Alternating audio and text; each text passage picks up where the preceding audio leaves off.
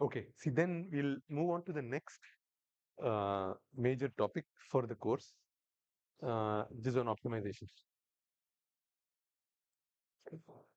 I mean, the motivation you already know. We talked about this in the very first class. So, in optimization, we are dealing with um, problems where we have too many choices, and because there are so many choices, we would like to choose one that is good in some sense or the best in some sense. Okay. Again, problems like this will come up often. We've seen problems like this already when we were just dealing with linear equations. For example, when you have equations like this, let's say this is from P cross Q. This is, well, you know the sizes of B and X. Okay. When A is fat, right? Q, uh, let's say the rank of A, let's assume it's full rank. Well, rank of letters A, which is less than B. Okay. When we have a situation like this, what can we say about the solutions for Ax equals B? When there are only three possibilities with linear equation, right? There are infinitely many solutions. What is another way to say it in terms of the subspaces of A? Hold on. If less than R, yes, infinitely when, right? When B it belongs to the span of A. But if it's full rank, then we don't have the problem because B will always be in the span of A. Okay, right. When you have this, you have infinitely many solutions, which also means that uh, what can we say about the null space of A? What is the null space of A?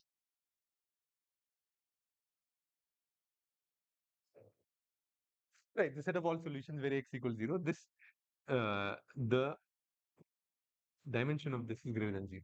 Right? So not it contains more than the 0 vector. Okay? So this is already a problem where there are multiple options, and you can think of lots of other problems where you have infinite number of options that you can choose from, and you want to somehow uh, choose a solution that is best in some sense, right? And the way you mathematically frame a problem like that is something like this. I'll write down the general expression for an optimization problem. Let's say general optimization problem. Okay. And when we say I mean, there are infinitely many x's and there is some x that we want to choose, because there are infinitely many, we're going to assign each one of those some value, some goodness, and we'll choose the one that has the best value. Okay. And that means if you're assigning values to these, that means we're talking about taking each x and mapping it to some real number, right? Or essentially, you are talking about a function f, okay, that takes each of these possible solutions and then assigns a real number. So we're talking about a function like this f, which is a function from Rn to n, right? And f is usually called an objective function.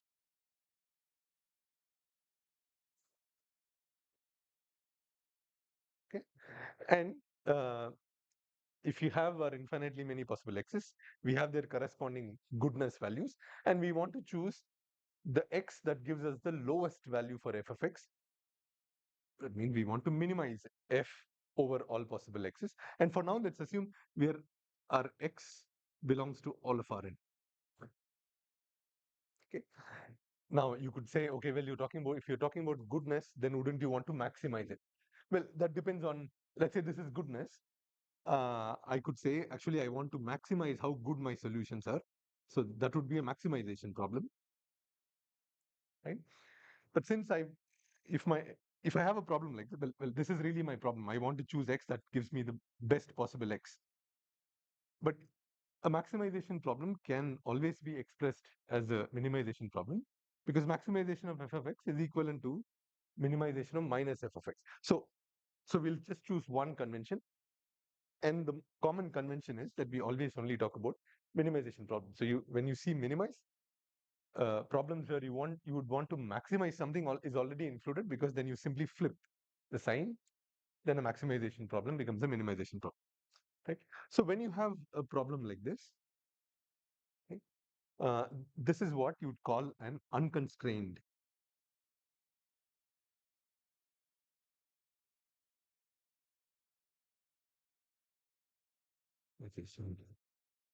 problem.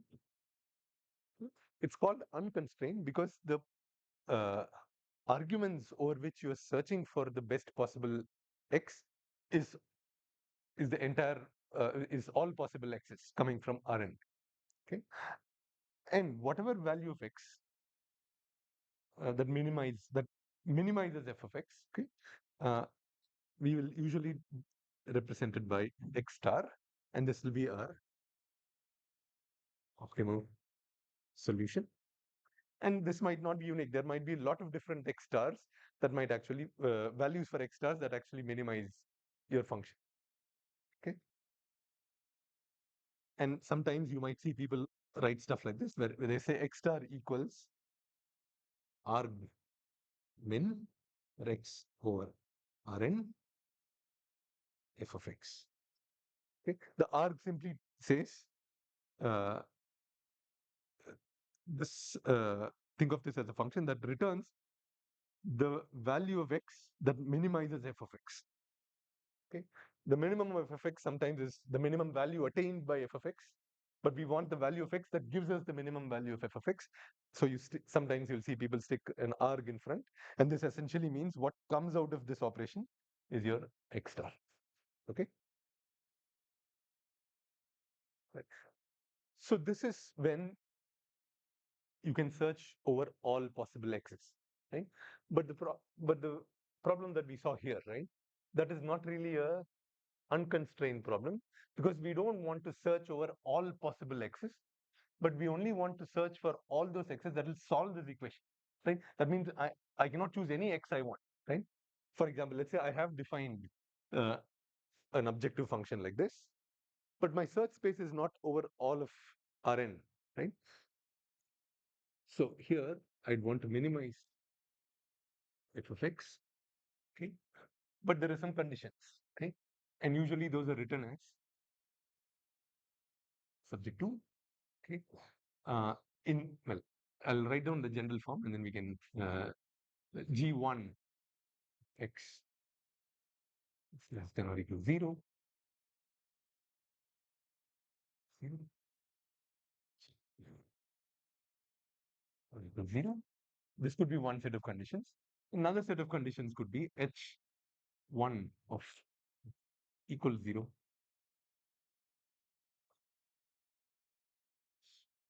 of x equal to 0. So you have two sets of conditions. Okay? So here also you can simply say x over all Rn, except that the x has to satisfy these criteria.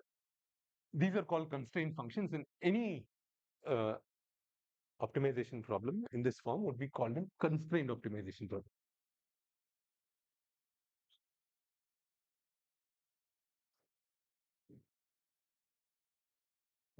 And the constraints are essentially these.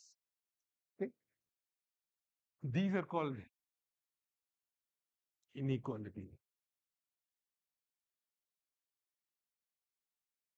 constraints, and these are, as you would have guessed,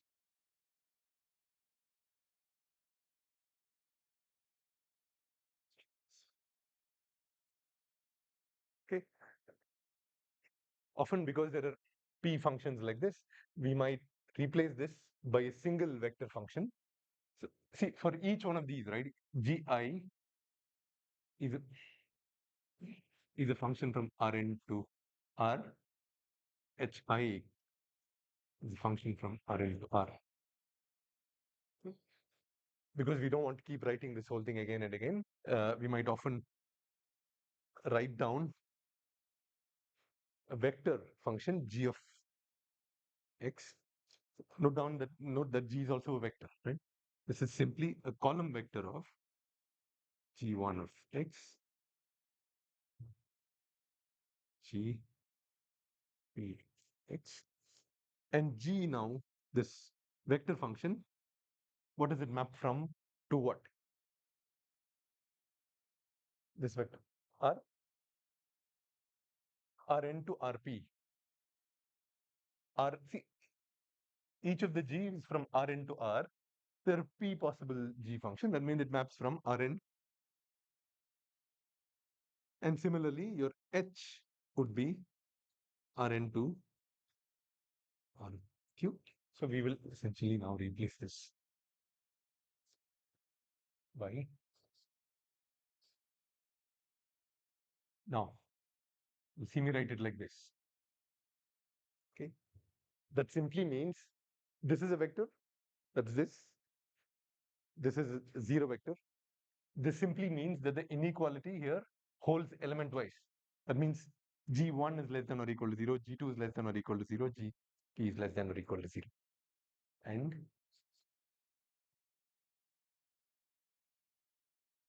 that's this. Okay. Now, let's come back to this problem. Okay.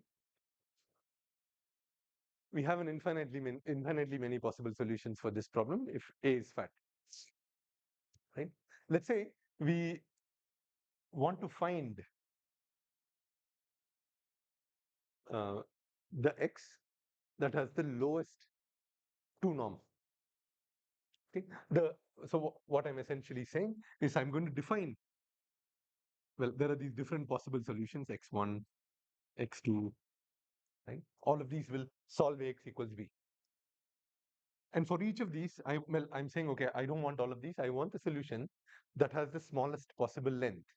And for me, I'm going to define length for my application as this using the second norm. Okay? That is a possible optimization problem. So then what would be your f of x in that case?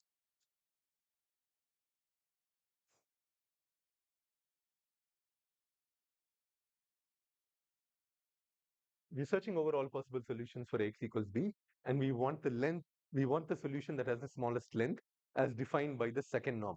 Okay. In that case, I define my f of x as simply square or x. Okay. So I want to minimize x transpose x. Again, x is all over Rn, but not every possible x. I'll, I'll, I'll, I won't write subject to, I'll simply write st. What is the constraint now? It's not over all possible x's. What are the possible x's over which I am searching? Sorry? Less than or equal to what? No, see, we started with this problem, right? We are only searching over all possible x's that solve this. That means any x that I consider as a possible value to search over has to satisfy this condition. Not less than or equal to, right? It's equal to. Well, I can either write it like this, ax equals b, but that does not fit into the standard format. Well, then all I have to do is this. Right? So here your h of x will simply be b. How many HIs do we have here? This is a vector function, right? How many HIs do we have? Q, is it? Why is it Q?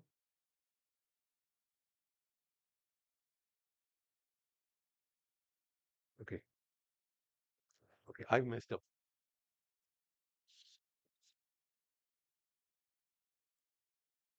Yeah, now, yes, you're right.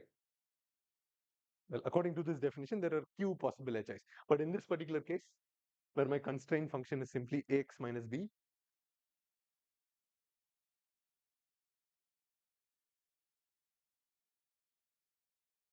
well, how many equations does this have? M equations. Those are essentially your M equations here, which are essentially put in a vector, in the form of a vector function. So there are, so here q equals 1 here because h is of size q.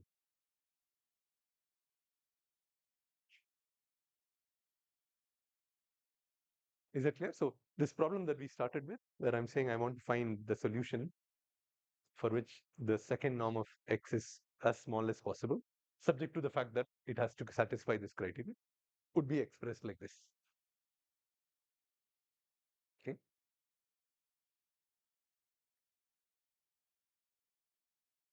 Okay. See, so in this course, see, optimization is a huge field. There are different types of optimization problems. The ones that we will deal with in this course are only continuous optimization problems. We'll only deal with continuous optimization problems, which means these are all continuous and differentiable functions, and we will always only talk about optimization over Rn. There are problems where you search over integers and stuff. We will not do that. Those are more advanced topics. We'll only talk about the most basic optimization problem, which is continuous optimization problem. But we will look at both unconstrained and constrained optimization problems.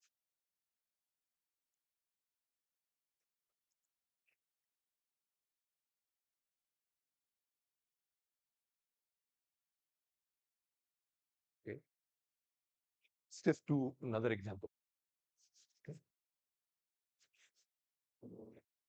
Let's say I want to. We're talking about uh, searching over vectors from R2.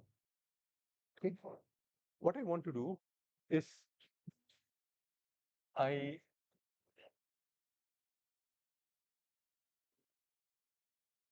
have a bunch of equations like this. Or let me put it this way. Okay. Let me stick to this. Okay. In this problem, instead of I have this constraint problem with an equality constraint. But let's say in addition to this problem requires us to only look at, or the solutions that really make sense for our application, let's say, are solutions where the xi's are positive or non-negative. It can be 0 or positive. Okay. In that case, what would change here? Is the question clear? No. Okay. All right. Is this clear? Okay. This is essentially what you're saying here is, out of all possible solutions that solve x equals b, give me the one that has the lowest 2 norm. Okay. All right. In addition to that, now I add another constraint saying, well, I want to minimize the 2 norm. It has to mean it's obvious because I'm only searching over solutions of these. This has to be satisfied. In addition to that, I say that the components of my x have to all be positive. Is the question clear now? That means the solution that you come up with here, for example, okay, let's say A is really, okay, and B is, okay.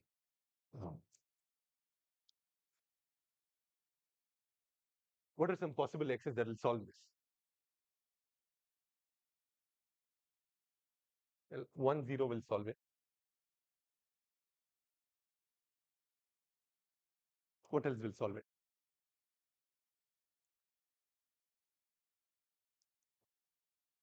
Well,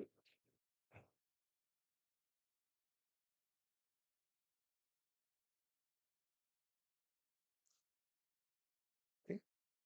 If I stick to this problem, okay, then out of all these solutions, I want to find the one whose 2 norm is the least. Okay. If I solve the problem, let's say there was a solver that will solve the problem, then out of all these possibilities, it'll return me some x such that the second norm of that vector is the least. Okay. But now I say, okay, I don't want that because I cannot really have solutions like this where the individual values of my x's are negative. If I want to add that constraint in, how would that change now? Well, we'll write it down separately again. So we're talking about minimizing this subject to ax minus b equals 0. Now there is an added condition that my xi's cannot be negative. How would we stick that condition in here now? Using that, whatever we've seen, that the general form of the optimization problem.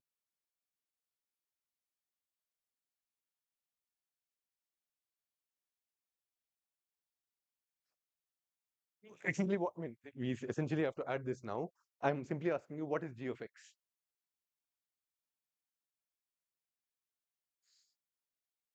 Sorry, what is it?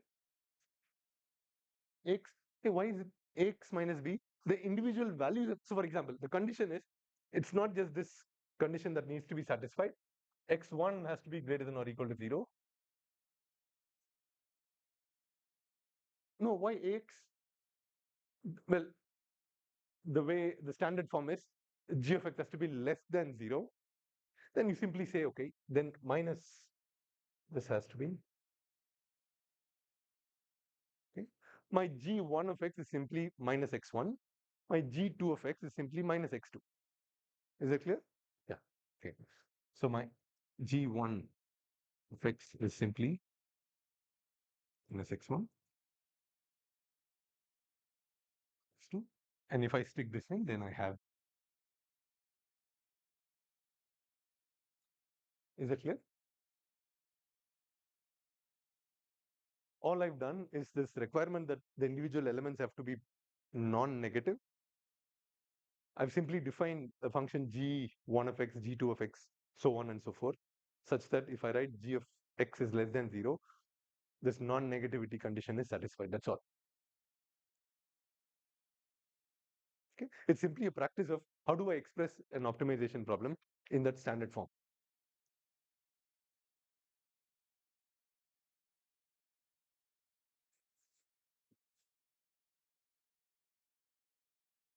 Exactly.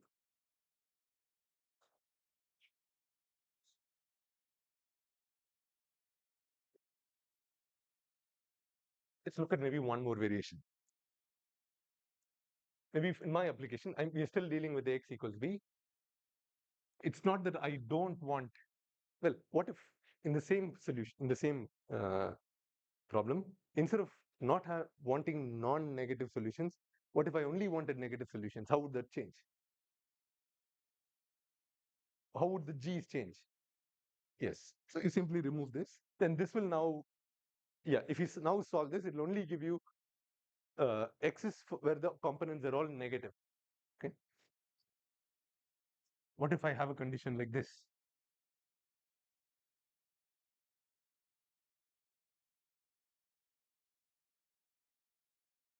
Well, we're dealing with R2, so it's fine. So let's assume A is that 1, 2 matrix. So this is U, X2U, X2L. Same problem. Okay. I want to find, we are looking at all the x's that will solve this. We want the one with the least 2 norm, but I only want solutions where x1 is within this range, x2 is within this range. How would we now come up with, well, h of x is fixed, f of x is fixed. How do we come up with g of x now? So you'll have to tell me what is g1 of x. Well, how many g of x's will we need? Again, to express it in this standard form. 4. Okay, good. What are the 4 conditions?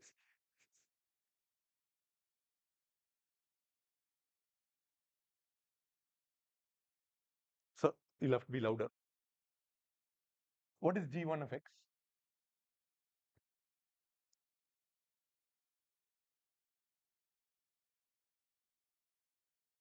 No? Okay, x1. Again, you'll have to be louder. I don't hear. Minus x1u. Right, yeah. If that's less than or equal to 0, x1 is definitely less than this. Okay, that's 1. What about the next one? That will only take care of this. That does not ensure this is satisfied. So what do we do for this?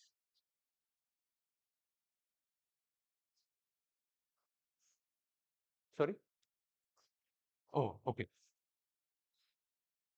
Yeah, that's all. So you have.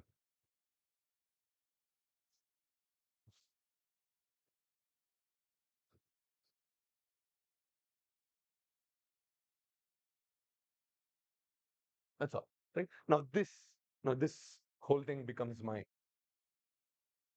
g of x. And if that is g of x, then whatever solver you use now will now give you a solution that satisfies all this criteria.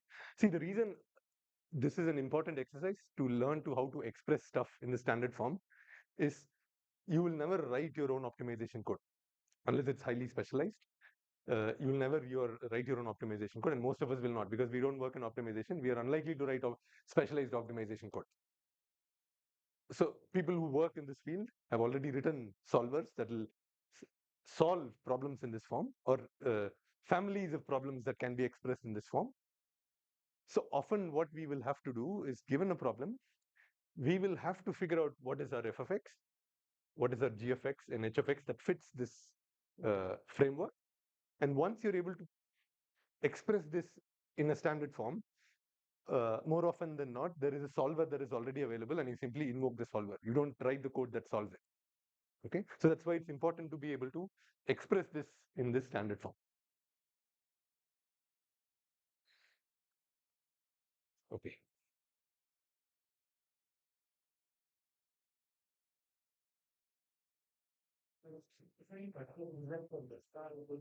Oh, yeah, I think it's just convention. Similarly, why is it minimization? Why not maximum? It's just convention.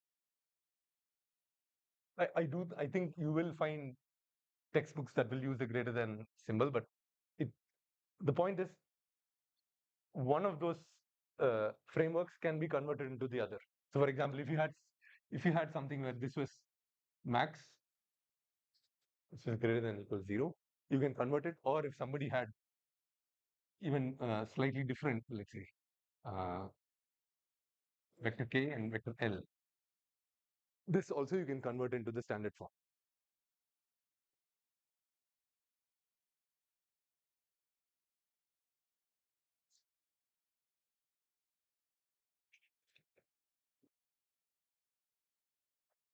Since I said we will only talk about continuous optimization problems, and I said that that means f of x,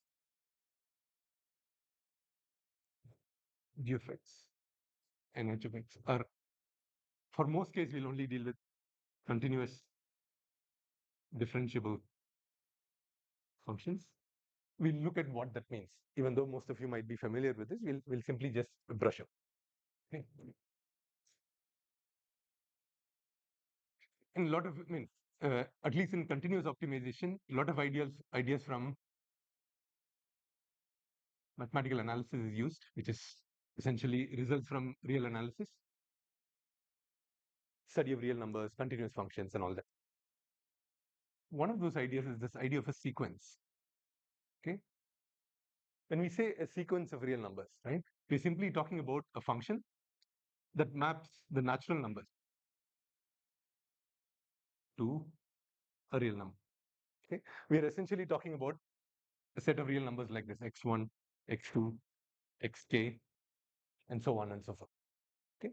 And sequences are often represented by, if you see something like this, uh, what the person's intending to say is, we have a bunch of real numbers that are indexed by k. There is a x1, x2, x3, x4, so on and so forth. Okay. When you have sequences of numbers like this, right? Sequences of numbers are interesting because you can look at what is this sequence doing. For example, you can ask, is this sequence going anywhere? Or is it sequence just blowing up to infinity? Or is it getting closer and closer to a number, right? And this idea of a sequence of numbers getting close to some finite number is an important idea, right? And a sequence of numbers that gets closer and closer to a finite number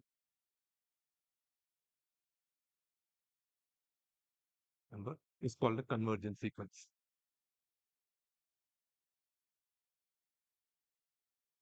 Right? And if you have a sequence of numbers x1, x2, so on and so forth, we say that this sequence converges to some number x star. Okay. If, as you move along the k direction, the difference between the numbers that you have here and x star becomes smaller and smaller. Okay, that's an informal way of saying it. Okay, if that is the case, then we say that x star is the limit of sequence xk. And often we'll say that the limit of tending to infinity xk is x star. What this simply means is these bunch of numbers that you have, infinite sequence of numbers that have a specific order, ordered by the natural numbers. As you move along the sequence with increasing values of k, as you increase the value of k, the numbers tend to get closer and closer to this number x star. Okay?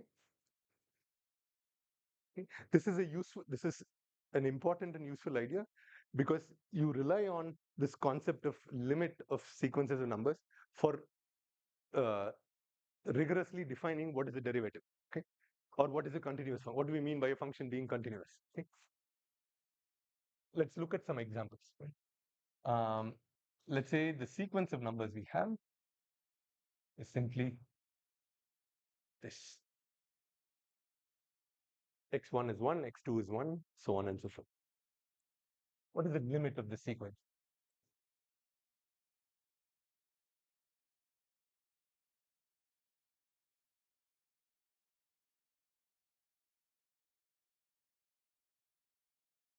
Well, it's all ones.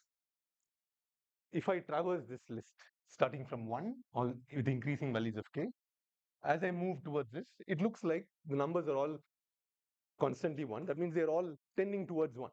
Okay? So limit here would be simply 1. On the other hand, if you had a sequence like this,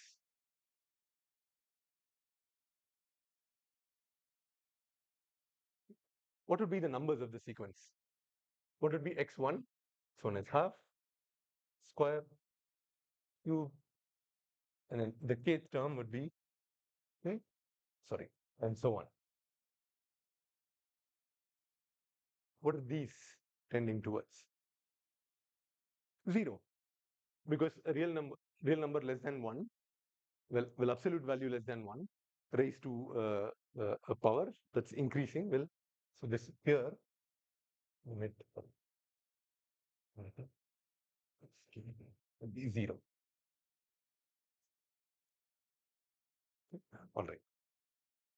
This is if we are talking about sequences in R, okay, where x1, x2 are all real numbers.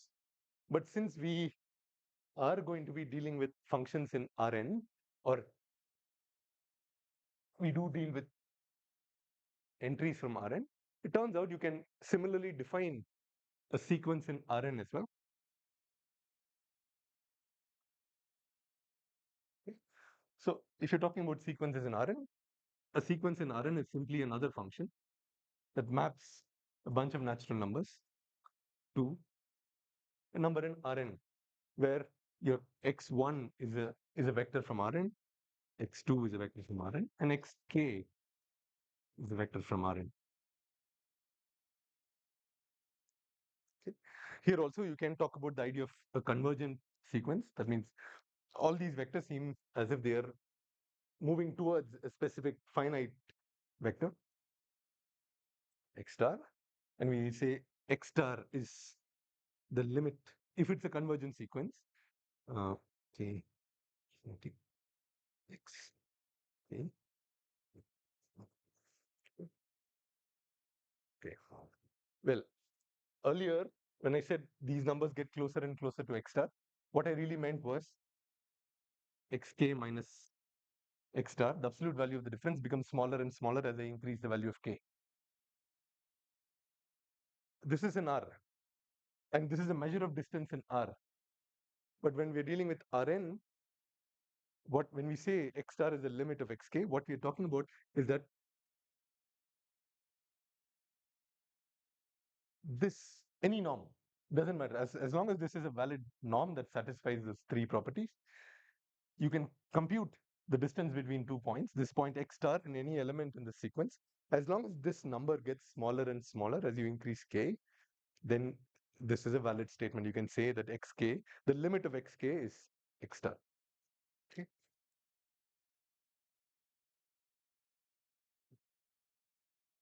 What would this? So if you had xk with this,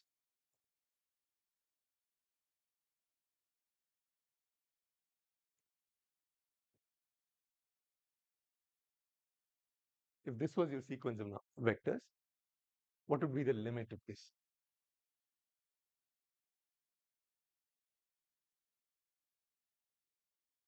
Is this a convergent sequence?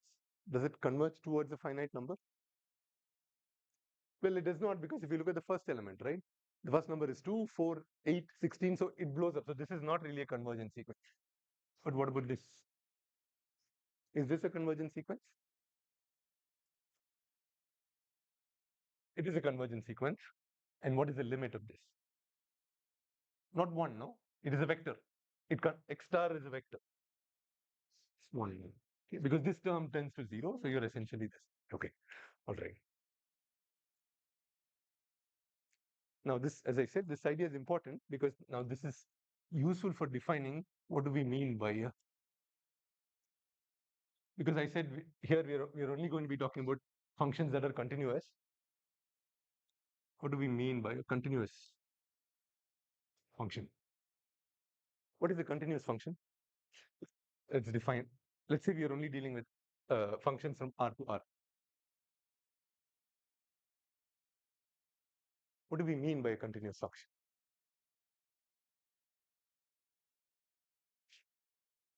Sorry? No, we've not covered derivative. Let's uh, let's say we don't know the concept of derivative at all.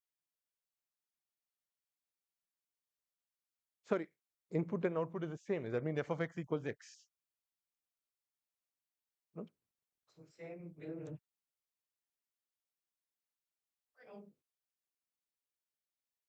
Really? Okay, all right. What about this? Well, I have colorful chalk, so I use it.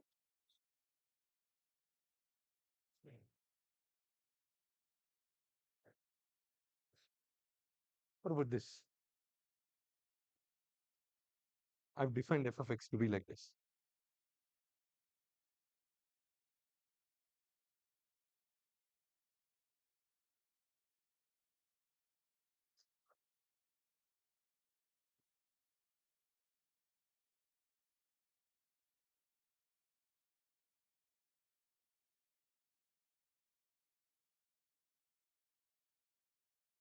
F of x is defined for all values of x. And here also f of x is defined for all values of x.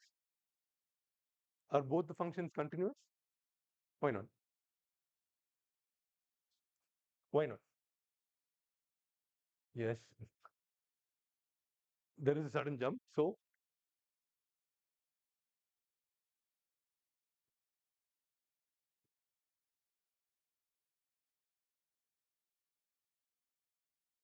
well, the the idea of limits comes into picture here, right? By doing this, okay? Whether or not a function is continuous is a local property. It's a property of the function at a particular point. Okay, you can only talk about when you say continuity, you're talking about continuity of a function at a point. If you have a function that's continuous all over R, then it's just a continuous function. But you can have a function that is continuous for all values of R except at one place or two places or a finite number or an infinite number of places. Okay, if we are talking about, let's say, the continuity of a function at some point x naught, okay, all we mean is if you approach this point x naught from away from x naught, okay, that means either from this side or this side. Okay, let's say we choose numbers that are not equal to x naught, but numbers that are getting progressively closer to x naught from either side. That means you now have a sequence of numbers like we discussed earlier. And if the sequence of numbers, right, for each of these sequence of numbers, let's say x1, x2, x3, you choose a sequence of numbers. Okay? And then for each of these sequence of numbers, you find what is the value of the function.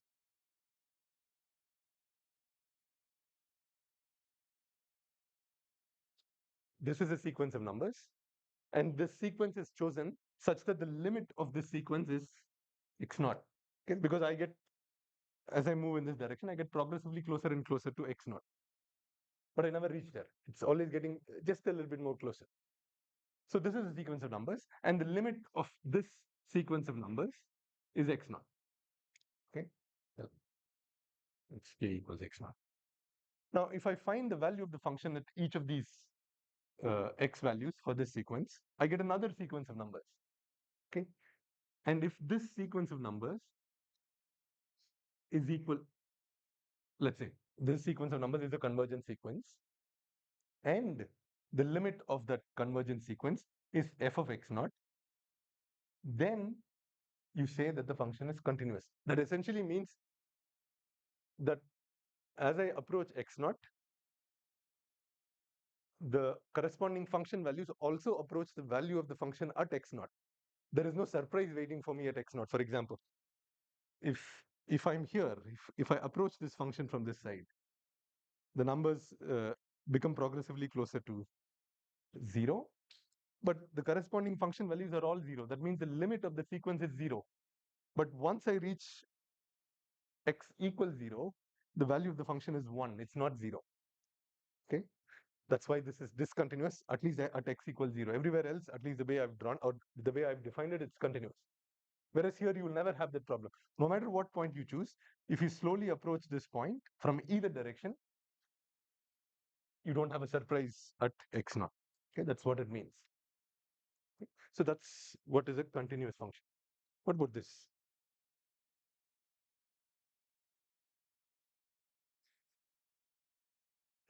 F of x equals absolute value of x.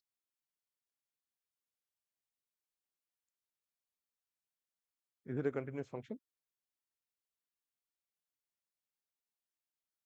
Well, at least from the graph, it looks like it's continuous. So you can show that it is actually continuous. What it's not, it's not differentiable, which we'll come to later, but it is continuous. Okay. Okay. All right. Now that that's clear. So that's for functions from R to R. Now, what about functions like this? Because these are the type of functions we will deal with now. The definition is very simple. This function from Rn to R is continuous if each if I of x is continuous, but here, okay.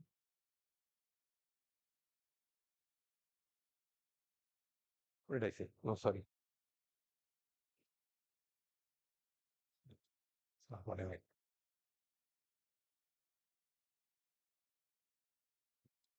Here, the same thing applies for continuity of f from Rn to n. Now here, there are two directions in which you could approach x naught. If you're talking about function from Rn to n, you're really talking about, let's say we're talking about function from R2 to R, right? Then you're talking about this R2 space getting mapped to a real value. Maybe we're talking about a function like this, a surface really.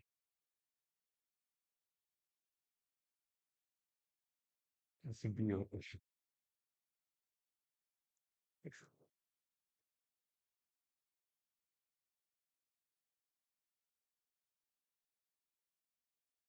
Okay, so here you see, let's say you choose a point x naught that corresponds to some point here on the function.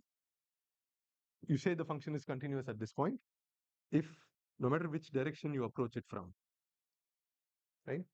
The sequence of numbers that approach x naught and the corresponding function values will match. Okay, the limits of those sequences will match, just like I had said earlier. Okay, then you say that the function in function Rn to n is continuous.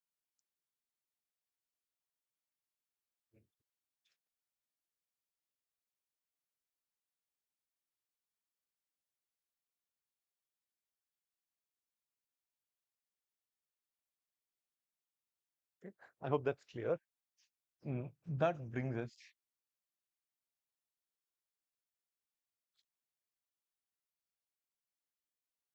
which is essentially an idea that talks about, well, f of some value x naught, for example, here tells me what the value of the function is at x naught. Okay? Differentiability, or the derivative of the function at some point.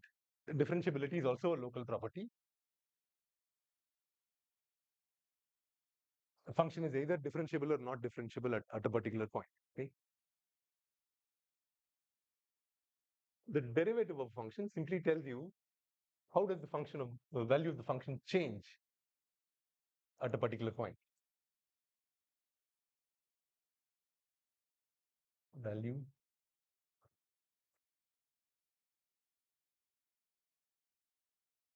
change.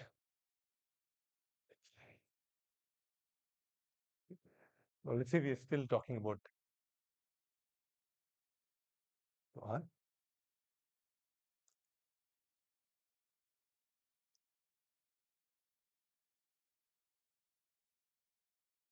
Say we're talking about function like this, and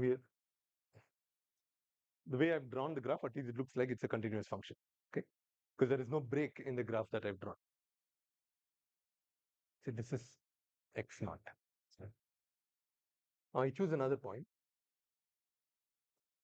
This is slightly away from x naught, and I note down this value. So this value would be f of x naught plus delta of x, and this would be of x naught. Okay. Now, if I simply compute this ratio, f of x naught plus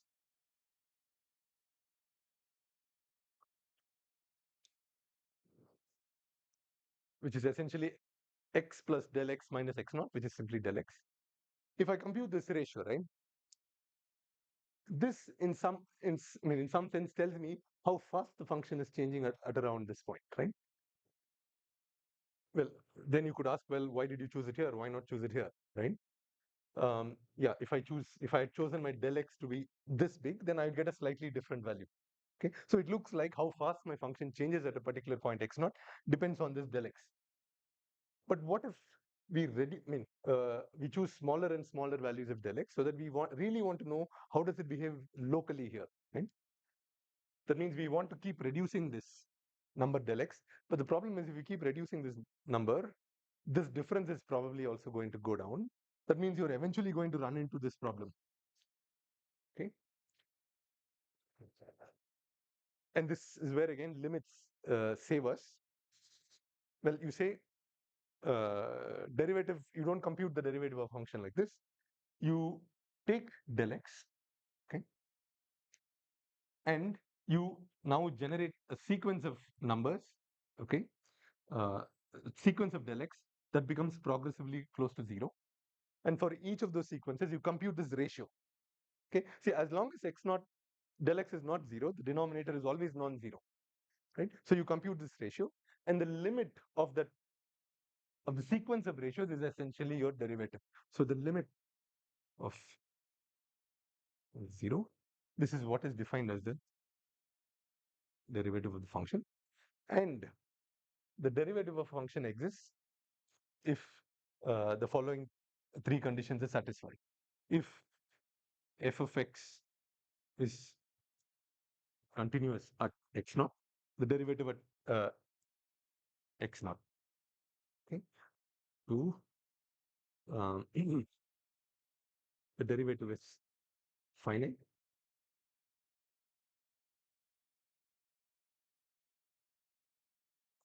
Or the limit of this, right, is finite. And the derivative should be independent of which direction I come from. Okay. So here I've chosen del x to be positive, but if I had chosen del x to be negative and I approached from this side and I again looked at the ratios, both of them should be equal. Or another, this is written in the slides, or another way to write it is limit of del x tending to 0 plus this factor, or this essentially means how are you approaching x naught, either from the left or from the right. And both of them should be equal. And if both of them are equal and a finite number, then you say the function is differentiable at x naught. Okay. Now let's go back to this. Is this function differentiable everywhere for every value of x? It's not, because it's not continuous at x naught, so that condition is lost. But every point other than x x equals 0, it is differentiable. Okay, because it's continuous, and if you compute the ratio like that, you will find that it does exist and it's a finite number. What is the derivative here? What is the derivative of this function for all values of x not equal to x naught? Not x naught, sorry, not equal to 0. No, the derivative of this when it's 0, no? The derivative is 0 here. Derivative is not defined at x equals 0, but everywhere else it's 0. What about this? F of x equals x square. It's this, but this one. Is this differentiable everywhere? This is differentiable everywhere. What about this? Okay, what is the derivative of this? We have, is it differentiable everywhere? Okay, where is it not differentiable? Why is it not differentiable? Okay, let's forget about, I'll agree. 0 is, it's not a point where you can differentiate. What about values of x less than 0? What is the derivative there? Is it 1 or minus 1? Okay. What about x greater than 0? Okay, so this is this one. And the reason it's not differentiable at x equals 0 is because the derivative from the left side is plus 1, or whatever this is. From the right side is plus 1. The derivative from the left side is minus 1. That is why it's not differentiable at this point x equals 0. Okay, even though this is continuous, not differentiable. This is continuous and, well, let me put it this way. This function is differentiable and its derivative is continuous. Okay, this function is differentiable except at x equals 0, and the derivative is not continuous. Same thing applies here. The derivative does not exist at x equals 0 because it's actually infinite. Because the change is too fast. There is an infinitely change here going from. Okay. All right. That's if you're talking about functions from R to R. Okay. But how do we deal with derivatives now in for functions from Rn to R? Okay. Functions like this.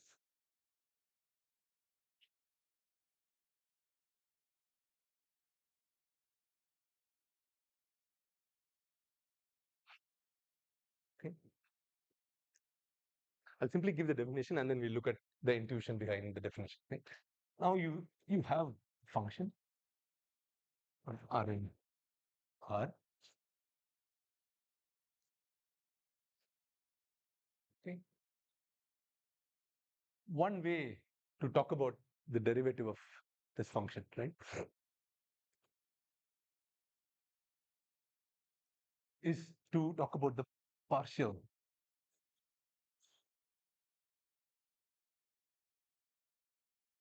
derivative of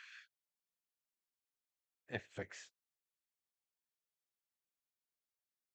Okay, we know that f of x, well, x is the set of real numbers, right? The partial derivatives, and let's say at some point x naught.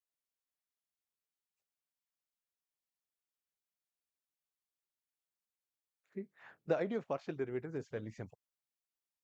Here, say this is x naught.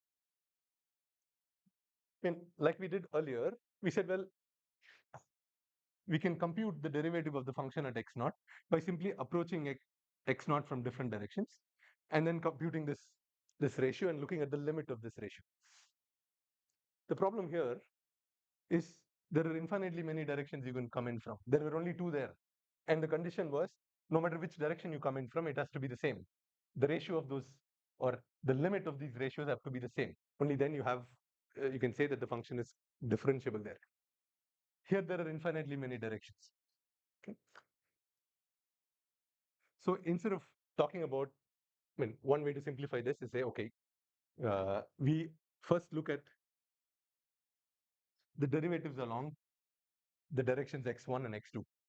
Okay, you convert this function, this f of x, into an into a one-dimensional function like that. Okay, by looking at how the function changes only as a function of x1. Okay, so if you look at how this function f of x changes only as a function of x1, then you say you're not looking at the derivative of x, but you're looking at the partial derivative of f with respect to x1. Okay, it's okay, and the way it's defined is simply like this: it's the limit when delta x1 tends to 0, and you're looking at this ratio delta x1. You look at the function at x0, and you're looking at, if I move by amount del x1 along the direction x1, how much does my function change? And I can represent my movement along x1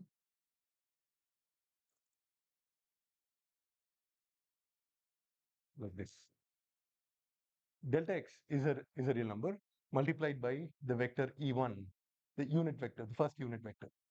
The first unit vector is simply 0. If I multiply it by delta x1, that means I change the argument of my function. I don't change the second argument. I simply change the first argument by delta x1, and then I find the difference in my function, and I take that ratio, and the limit of that is my partial derivative. Similarly, I can now define the partial derivative with respect to x2 or any xi like this. It's the limit del of xi is to 0, f of small plus del of xi ei.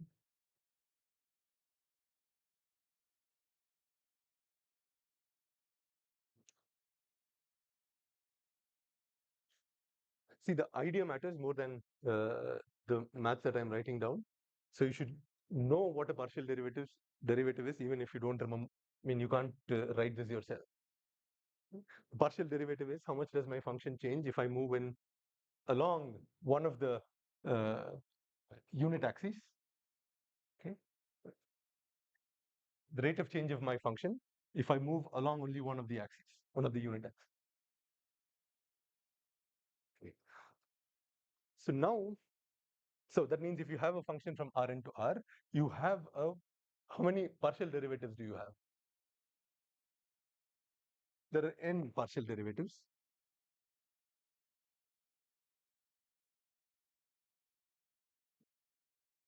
Okay. And you say that a function f like that is differentiable at x0 only if each of these n partial derivatives are differentiable at x0. Okay. Even if one of them is not differentiable, then the function is not differentiable at x0. So f of x0 is differentiable at x0 if and only if do fy, or only if the n partial derivatives exist.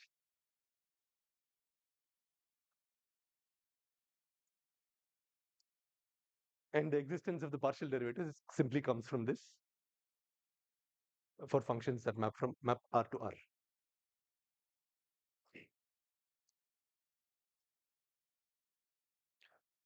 Maybe we'll do a couple of examples.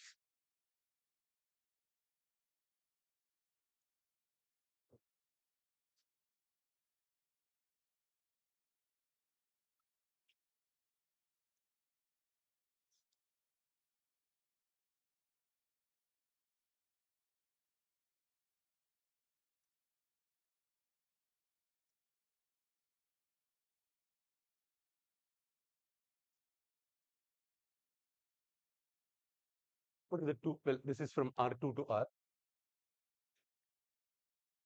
What are the two partial derivatives of this with respect to x1 and x2?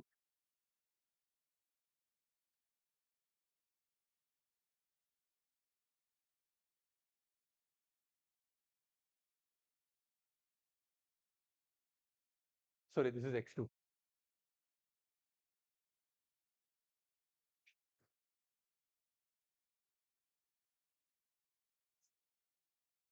Well,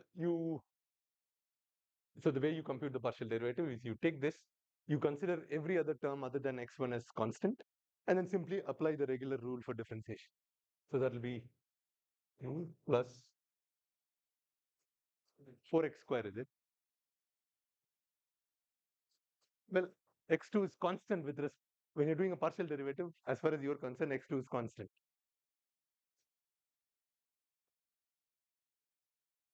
And this one? 0, is it? Oh, okay.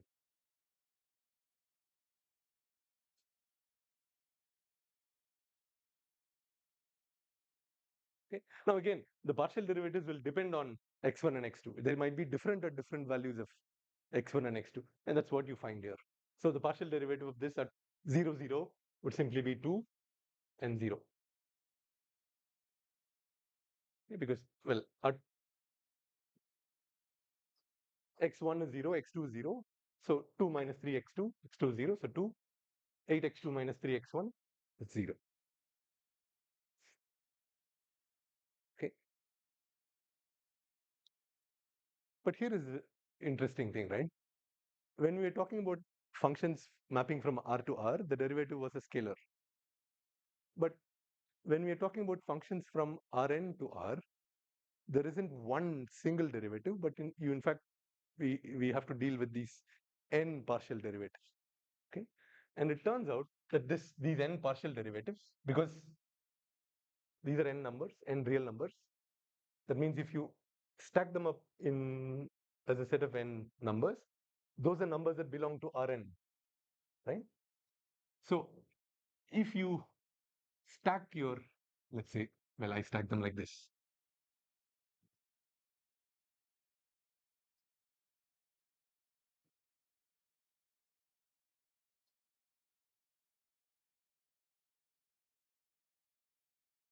I can stack those n numbers like this.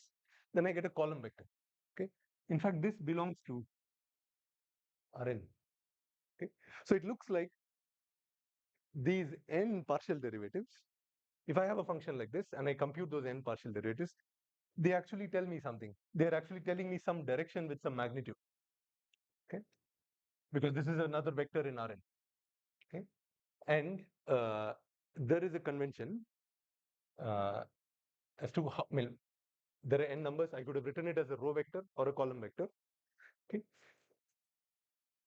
And you'll find that some people write it as a row vector, some people write it as a column vector. But we will follow this convention, which I like, which is actually, I think, consistent. If you have a function f of x, okay, and the symbol for the n partial derivatives is something like this. I think this is called nabla or something. Okay. Whenever you see nabla of x, this simply means, and this is called, sorry, it's called the gradient of f of x. Okay. And the gradient is a bunch of partial derivatives. Okay. We can ask now, is the gradient a row vector or a column vector? The convention is this. If you say you're taking the partial derivatives of, or you're computing the gradient of f with respect to a column vector x, what comes out is a row vector.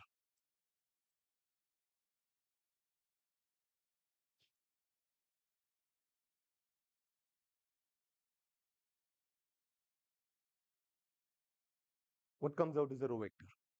Okay.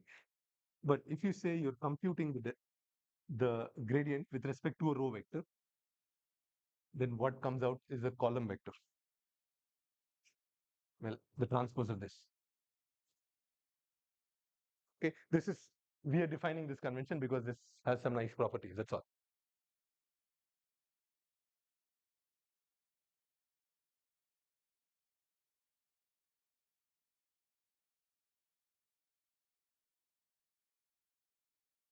That means here for this f,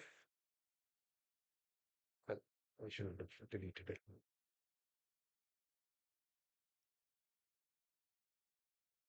X3 was int x2 minus 3x1. The gradient of f of x with respect to a column vector x would be a row vector, which will be 2 minus 3x2 and 8x2 minus 3x1. If I had taken the gradient with respect to a row vector, then this would be a transpose.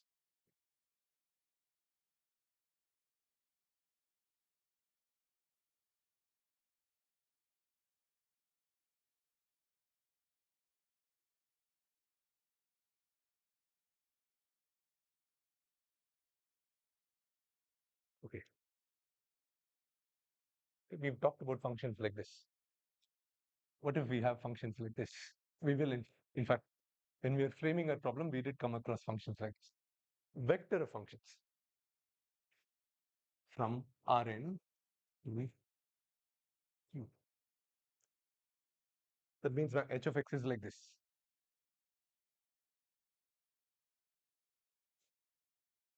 h1 x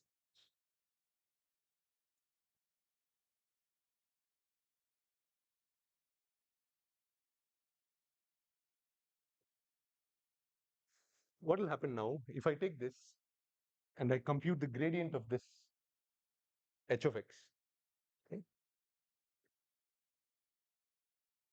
with respect to a column vector x.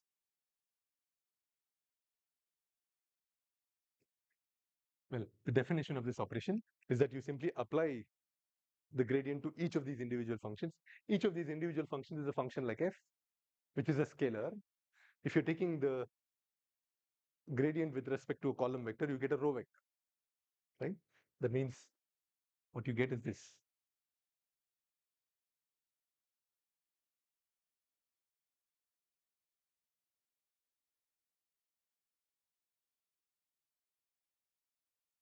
X HQ. And what is this?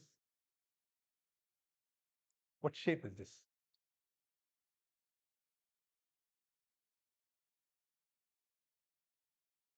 What is the shape? Well, it's a matrix. What is the shape of this matrix? This will simply be Q cross N. Okay? All right. Now, this brings us to the next important idea. So these were only, here we were only talking about the first derivative. Okay? Let's say the second partial derivatives exist. Okay? If you have, I will remove this. If you have a function f of x,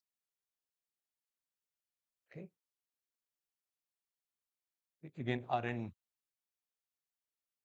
to R, the gradient with respect to well,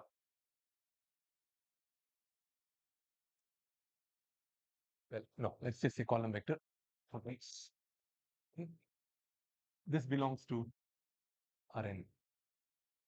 Okay. We can now talk about the second of x, or the notion of a second derivative of f(x), okay, which is basically the derivative of this, okay, which is well, f of x and the gradient of f of x is a function like this, because gradient of f of x is, well, okay, let me put it like this. This is a column vector, n partial derivatives. That means it's a column vector with n functions like this, right? Now, if I take this and I take the gradient of this with respect to a column vector, what will I get? Or I'll get a matrix. What will be the size of the matrix? What is the size of this? This is a column vector, n cross 1. And if you're taking the gradient of n cross 1 vector with respect to the vector from Rn,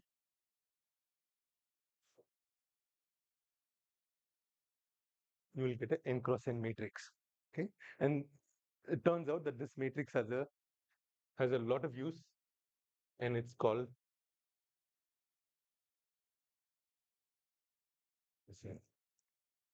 matrix of F. Okay, and it is simply the matrix of second order partial derivatives of x with respect to uh, x1 to xn. Okay, and it's usually represented by h. Well, we're talking about the Hessian at some point x naught. So I'll simply write it down, and then you can in fact verify that if you do these operations, you will get this. Okay, dou square f by dou x1 square, dou square f by dou x1 dou x2 x xn, and then you have dou square by dou xn x1 dou square. Okay, well, we know this is true. Dou square f by dou xi dou xj is equal to dou xj dou xi. Okay, that means this will be a symmetric matrix. The Hessian matrix is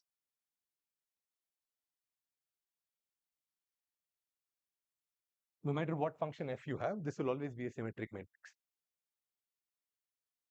Okay, and it's simply the matrix of all possible second derivatives. Again, assuming the second partial derivatives all exist. If they don't exist, then the Hessian does not exist.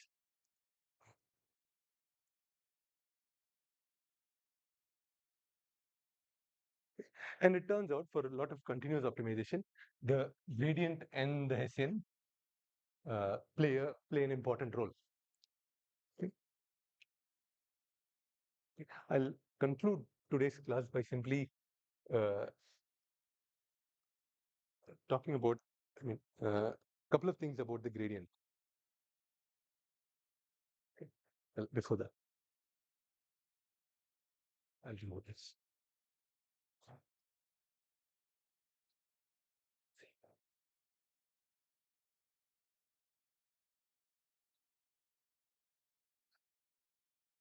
See, whenever you have a function like this, right? Uh, let's say from, well, R into R. Okay, we can, a useful concept, at least when we're talking about functions from R2 to R, okay, is this concept of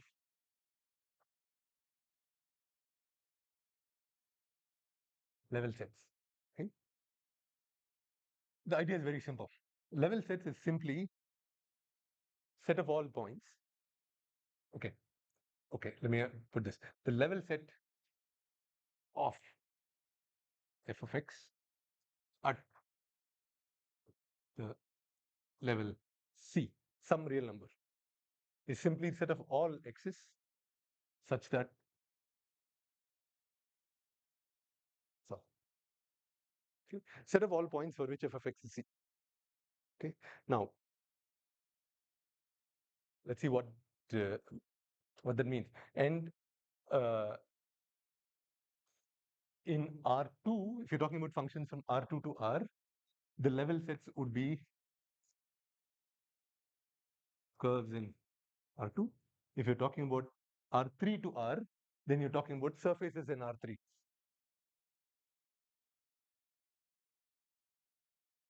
And if you go to higher dimensions, you're talking about hypersurfaces in higher and higher dimensions. Okay, maybe that's too abstract. Let's look at a concrete example. Let's say f of x equals, well, this. Okay, and let's restrict ourselves to R3. What will this be in terms of x1 and x2? This will simply be x1 square plus x2 square. Where is the level set for f of x for c equals 1 based on this definition. That means set of all x's for which f of x is 1. That means set of all x's for which the second norm square is 1, or x1 square plus x2 square is 1. Where are those points? It's a circle. What about 1.2? C equals 1.2. Right. It's simply this. C equals 5. Well, it's somewhere here. Okay. For smaller values of C, it's simply this. These are all the level sets. Okay. And each of these curves corresponds to some C. This is some Ci. This is Ci minus 1, and so on and so forth. Okay. And we have another name for this. What are these called? In 2D at least. These are called. What about 3D? What do level sets look like in 3D? Well, so if this is your origin, where is the level set when C equals C is 1? It's the surface of the sphere, right? If you now say C equals 5, then it's a sphere here, and so on and so forth. Okay, that's the idea, right? These are essentially surfaces where the function value itself is it's constant.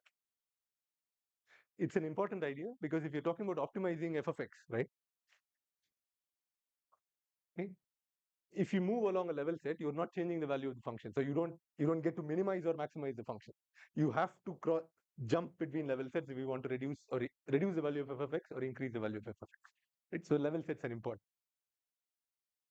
That means you need to avoid moving along the level sets because you essentially don't do anything. And I'll conclude by saying this. Okay, the gradient is very special because it turns out, I mean, remember I said before, gradient points in a gradient is a vector in Rn. That means it's a vector pointing in some direction with some magnitude. It turns out that the gradient is always perpendicular to level sets. Okay? That means if you, for this function, if you compute the gradient here, the gradient will always point, if you draw a tangent to this curve, it will always point in the orthogonal direction. Okay. If you compute the gradient here, it will point in this direction. Yeah. Point in this direction. Okay. That's one. And if you move along the direction specified by the gradient for any function f of x, okay, if you move in that direction, then you are guaranteed. So for example, let's say we're talking about function in R2. I'm at some value x naught. I look at the value of my f of x naught, and then I ask which direction should I move so that my change in f of x is the maximum. Okay, there are infinitely many directions I can move. In some direction, if I move in a direction along the level set, my f of x is not going to change. If I move maybe in some direction, f of x is going to reduce. If you move along the direction of the gradient, you're guaranteed that your function is going to increase at the maximum rate. This is the gradient is the direction of steepest ascent. Okay, and that already gives us a clue for minimization optimization problems. If I move in the direction of the gradient and that's the direction of maximum increase, and I want to minimize my function, then I simply move in the exact opposite direction. Okay, all right. With that, I'll stop here. If there are any questions for what we've covered today, we'll discuss it. Again, a lot of it is very dry, like the initial parts of linear algebra, but unfortunately, most of optimization is going to be dry. Uh, and it's important that you revise regularly. Okay, all right. If there are no questions, we'll stop here. Thanks.